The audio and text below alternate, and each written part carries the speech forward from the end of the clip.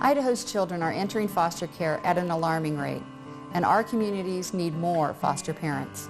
When you open your home and your heart to a child, you provide love, guidance, and support in a time of need.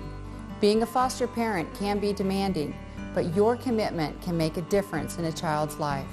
If you've ever thought of being a foster parent, now is the time to act. Remember, you don't have to be perfect to be a perfect parent. There are hundreds of Idaho children who would love the chance to put up with you.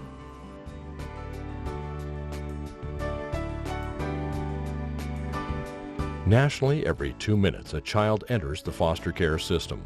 Increasingly, the number of foster parents is critical for the future of our generations. Being a foster parent is probably one of the most challenging components of the child welfare system. And without foster parents, the system itself would come to a grinding halt. Every child deserves a safe and loving home. Foster care and adoption provide that to Idaho's youngest and most vulnerable citizens. However, children are not the only ones who benefit from these programs. Serving as a foster parent or adopting a child can be an extremely rewarding experience, the kind of experience that enriches the lives of everyone involved. You're helping our most vulnerable population, which are children. We can give back to our community and give back to our children. Our children are our future, and we felt that we could provide them with a very loving, safe environment. That was when I said, we need to do this. You know, just to be able to help out in a situation. Little did I know that it would, it would be a lifelong part of our marriage and of our time together. We just have a greater need for foster parents who can commit to the ups and downs of foster care. To be able to show a child that they deserve to be loved and cared for. In the last 5 or 10 years, throughout the state, we've had an epidemic with methamphetamine. And with that, kids come into the custody of the state, and foster parents are needed. We have a lot recently of medically fragile kids that are coming in with really severe medical needs. Yeah, it's difficult to place the older children. I was put into foster care at the age of 16. It happened shortly after the death of my father. My father had died due to MS. My mother was in an unstable position both financially and emotionally, and so we just were in a temporary situation with foster care until basically she could get back on her feet. Kids that come into foster care are not bad children. They're children in need of a place to be. They're there not because of their mistakes. They're there because of a situation or their parents' mistakes. My biological parents were drug addicts, one's in prison, one's somewhere. If I would have continued growing up with them, chances are I would have been a drug addict by 16, maybe 18. Foster parents do offer stability for a child, a place where they can call their own and call home, whether temporary or permanent.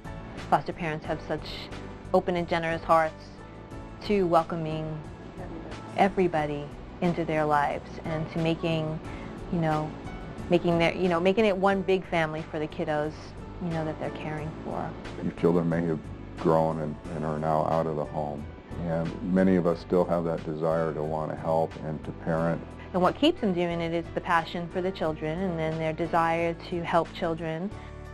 I would encourage anyone that has that passion to work with kids, to really explore the foster care system. The PRIDE program, I think, is an awesome way to learn whether or not you're really getting into it for the children or whether you're getting into it for some other need that maybe you have. Foster care offers temporary placement for children who have been removed from their home due to neglect, abuse, or abnormal family circumstances.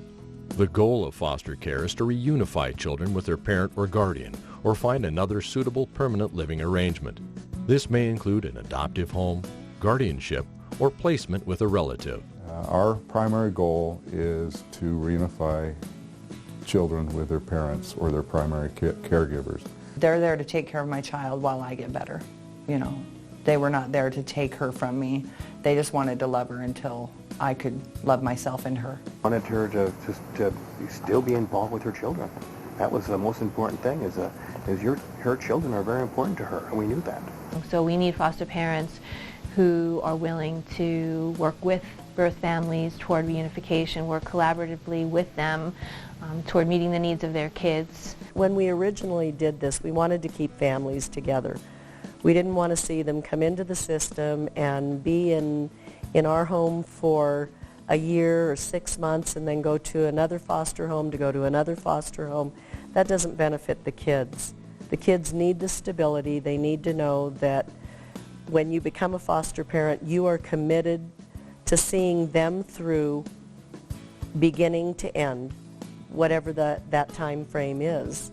We put our energy and effort to develop a service plan with parents so that we can reunify kids with the parents. And it may be a matter of days, weeks, or even months before we can do that reunification, but that is our primary goal. We believed in the birth parent and was willing to show them kind of how we parent and be a role model for them. It is really neat to see their family grow and them all be reunited with one another. When you are working with birth family and when you know that the possibility of reuniting that family is real, you get to know that mom and dad, and you form, it's more than a friendship. It's just a real love for them, a real bond that you form with them, encouraging them, helping them, teaching them a new parenting style that will help their family.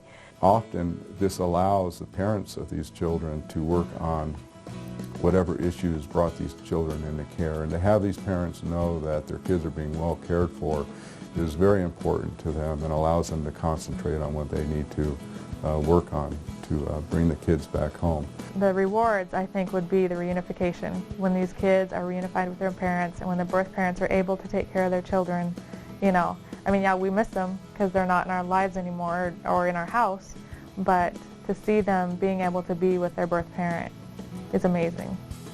If, in fact, that we are unsuccessful with that and parental rights are terminated, then we do look at other forms of permanency, such as adoption. Idaho has developed programs to ease the process in becoming an effective foster parent. Through the PRIDE program, Idaho foster parents become part of a team dedicated to standardizing and strengthening the quality of family foster care and adoptive services. Foster parents are trained in PRIDE, and one of the competencies is teamwork. Caseworkers are also trained in PRIDE, and they too embrace that teamwork component. It's not just parenting somebody else's child, you're working as a team to do that, and so that's been a good learning experience for me. It's just to use other resources to be able to help these kids out.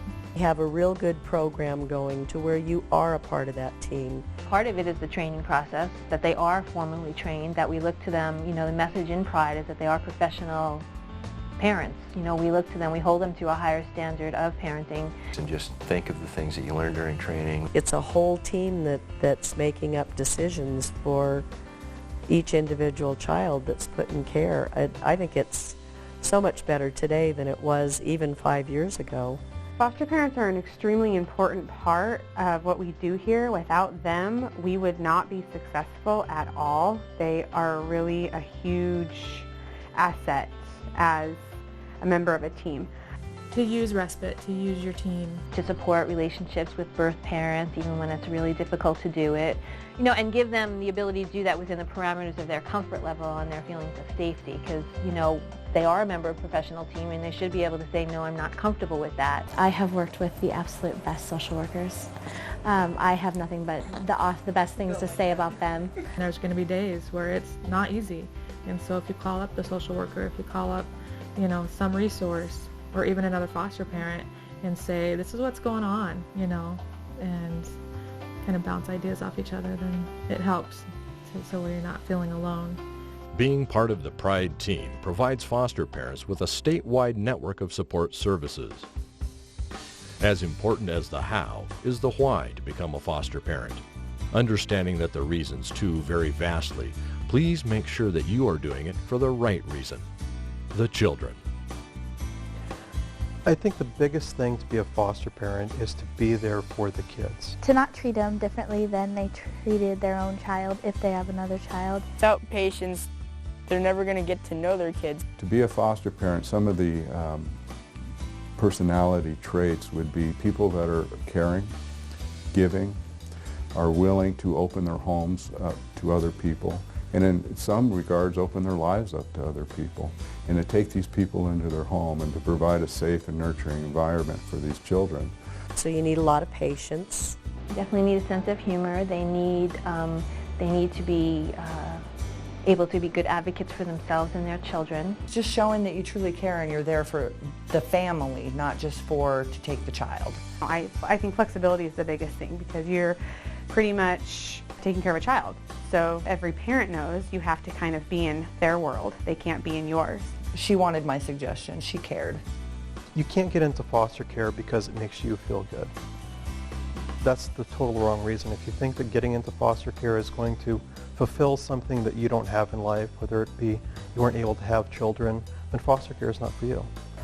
I would say you need patience, a lot of patience, a lot of love, a good sense of humor, and to be able just to not sweat the small stuff.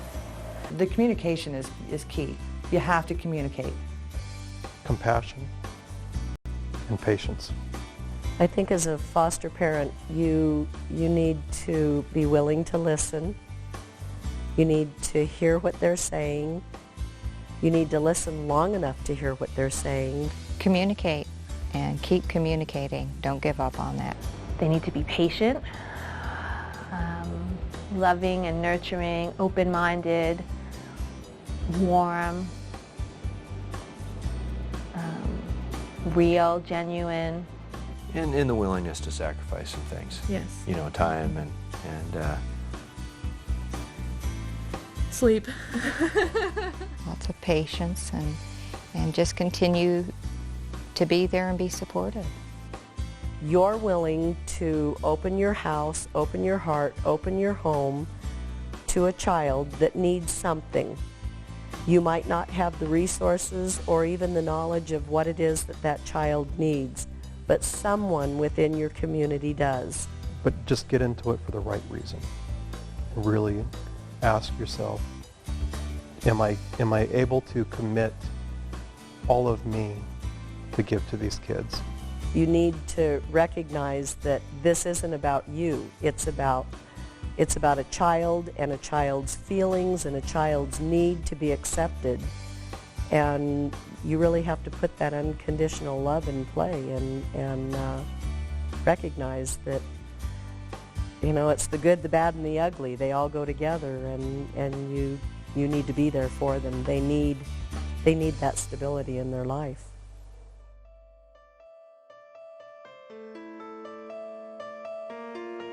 Foster parents are individuals and/or families who enjoy children and are willing to provide a safe, loving environment for a child or children, many who have special needs.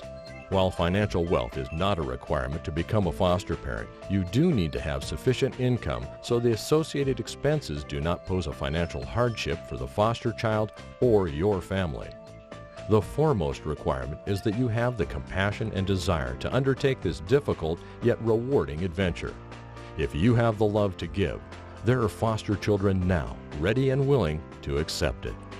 They gave me that love and compassion and caring that I really just never had before. They've made me who I am. I was taught, I guess, the proper way to live life so I can function as a normal adult and live in society, and it taught me how to deal with the problems that I had, how to straighten my life out. Because honestly, if she'd have been with me, I can tell you that she'd have been a different little girl if she would have been with me through my youth. The people I was in foster care with inspired me to go beyond and above what I thought I could do just on my own. It's very rewarding to see the children themselves grow and just the emotional stability that we have provided for them. You know, you don't love one kid more than you love another kid. You love each one as much as you can possibly love them. People need to just spend more time helping other people. You know, I think we all tend to use excuses about being busy or doing this and that, and not either becoming foster parents or just not doing it.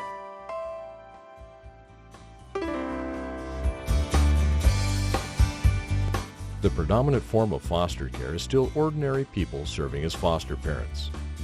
Idaho foster programs are designed to help families in crisis situations, offering a helping hand to vulnerable children and adults. These programs are integrated to provide assistance to get families back on their feet and be self-reliant members of our communities. By helping families solve their problems, we can and will build a better Idaho.